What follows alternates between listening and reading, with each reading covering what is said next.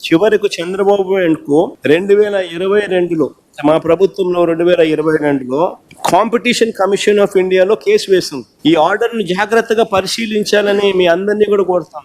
ఈ పిటిషన్ లో వేసిన అంశాలన్నీ కూడా టీడీపీ వాళ్ళు అప్పుడు ఇప్పుడు చేస్తున్న అభియోగాలే. అందుకనే ఇది జాగ్రత్తగా అందరూ కూడా చూడమని చెప్పి కోరుతా ఉన్నాం. Because competition commission of India it's a Khasi judicial body.